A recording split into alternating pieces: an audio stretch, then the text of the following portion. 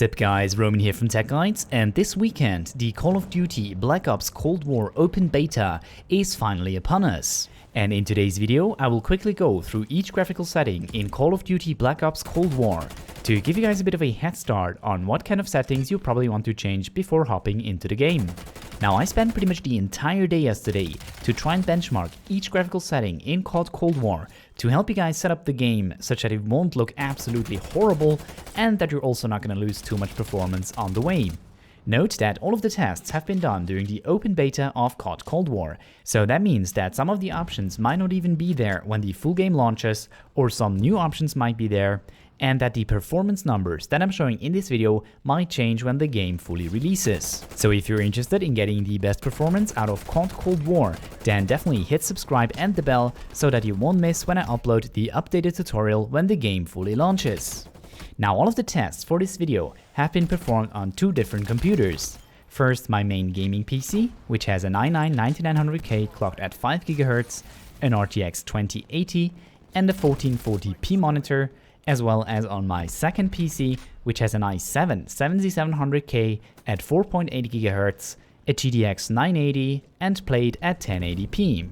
I've done this to give you a bit of a perspective on what kind of performance you can expect on a rather high-end gaming PC compared to a rather mid-range gaming PC.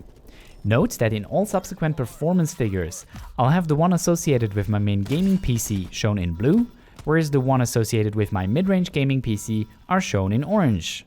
Obviously, since this is only the open beta, I wasn't able to get into a private lobby, and therefore I kinda had to find a safe spot in-game where I wasn't killed over and over again to do these performance analysis for you. So please just keep that in mind. The performance metrics that I'm showing obviously aren't gonna be perfect, but they're basically the best that I can do in an open beta. And one last thing that I'd like to mention is that many settings in Call of Duty Cold War apparently don't really have much of an influence on performance, or at least as far as I could tell, and there was also no appreciable difference in the game's visuals when increasing some of the options. So because of that, in this video I will only go over the graphical settings that have a tangible influence on gaming performance. Right, so with that let's talk about the performance numbers that I got in Call of Duty Black Ops Cold War. First, we should definitely talk about the effect of field of view on your performance. Now even in-game, they notify you of the fact that setting a high field of view might result in lower performance. However, just like in Call of Duty Modern Warfare 2019, setting a lower field of view actually results also in lower performance compared to a high field of view.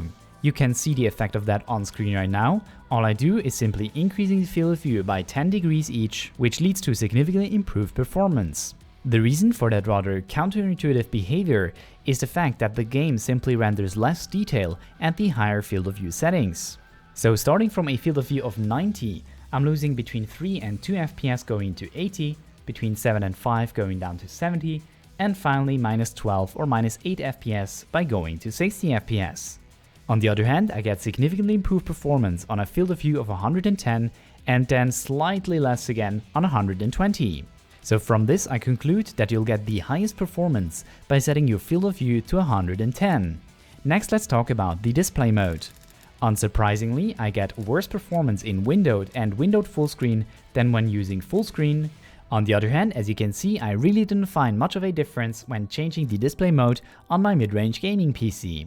On another note, if you use multi-screen, then your image is actually distributed over all of the monitors that you currently have attached to your PC.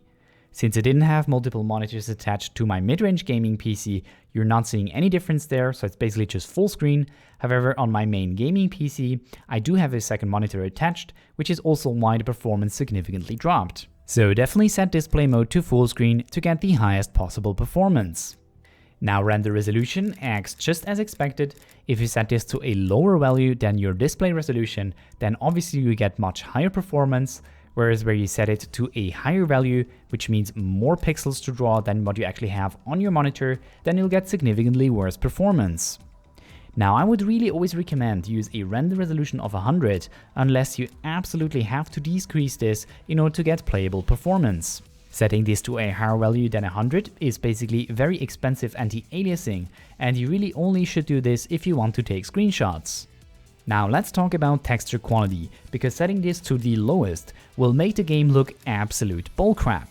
Now as you can see from this comparison, increasing texture quality from lowest to high doesn't actually influence performance too much on both machines that I tested this on. On the other hand, setting this to ultra completely tanks performance in COD Cold War. Unfortunately, if you want to avoid these very low polygon trees that you can see all over the map Ruka, then your only option is to increase the texture quality to ultra. So realistically, you'll probably want to set texture quality to medium or high. Now for the next 6 options, I really wasn't able to detect a significant difference in performance whether or not I was setting those options to medium or high. So because performance wasn't affected, my recommendations would be to set texture filtering to high, model quality to high, special effects to high, disable screen space reflections because you really don't need those, view distance to high, and volumetric light to low. Now I really tried hard to find a difference in visual quality when changing view distance, but this setting really did not influence many of the things that are drawn on the map. The only real thing that I could see was that these kind of light posts had more detail on the high setting compared to low. Now absolutely make sure not to select volumetric light high, because this preset is currently bugged and it will introduce very strange visual artifacts when inside buildings. I'm pretty sure that this is probably gonna get fixed when the game fully releases, but in the open beta stay away from volumetric light high. Next, here's a comparison of the different options in shadow quality. Performance really isn't much affected, so I would highly recommend to increase shadows from low to medium. Next, dynamic shadows only insignificantly influence performance, and because you absolutely want to be able to see shadows of your enemies, you should definitely set this setting to all. Special effects shadows didn't influence performance, but this is probably also only applicable when you have some sort of explosion going on screen. Weapon shadow I personally like to disable, as this is always very fuzzy. Nvidia reflex obviously did not influence performance whatsoever, as this is only associated with latency rather than performance. Next, let's move on to anti-aliasing. As you can see from this comparison, increasing anti-aliasing to FXAA or the lowest setting gives you actually very nice anti-aliasing, however it also kind of smears out the entire picture. This is associated with a 3 or 6 FPS performance penalty, which is identical as to when increasing to low or SMAA. The filmic mode of the SMAA 1x option or the medium preset comes with a hefty FPS penalty. Unfortunately, in both settings, the trees kind of vibrate, as one of my friends used to say, because you still have these kind of branches that jump from pixel to pixel when standing still. This issue is remedied with SMAA 2x or the high preset, but this also comes with a hefty FPS penalty. Finally, filmic SMAA 2x comes with a 21 or 17 FPS penalty and should therefore really only be used if you're into looking at pretty pixels.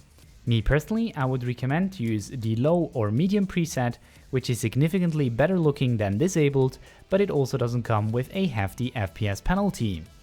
Next, there's ambient occlusion, which also allows us to set up 5 different options. What ambient occlusion basically does is it creates shadows around different objects. So in this comparison, you can actually see that kind of the corners look much darker when increasing ambient occlusion to a higher graphical preset. Because visibility is kind of going down the drain when increasing ambient occlusion, I would always recommend to have this disabled for the best possible visibility. Subsurface scattering obviously did not influence performance whatsoever, and I could also not get a comparison shot because obviously all of the players would continuously keep moving away from me when I tried to take a screenshot of their face. Audio-independent transparency actually would significantly decrease performance from my testing, and therefore I would highly recommend to set this to disabled if you want the highest possible gaming performance. Finally, CPU priority would always give me higher performance on automatic compared to setting this to manual. And that's it, those are my recommended settings for Call of Duty Black Ops Cold War. Obviously, I'm expecting these performance numbers to change when the full game releases in about a month's time. So as I mentioned before, if you like these kind of videos, then definitely consider subscribing. But that's it for today guys, if you liked this video leave a like, if you didn't leave a dislike. Thank you guys so much for watching, have a wonderful day, and I'll see you guys in the next video.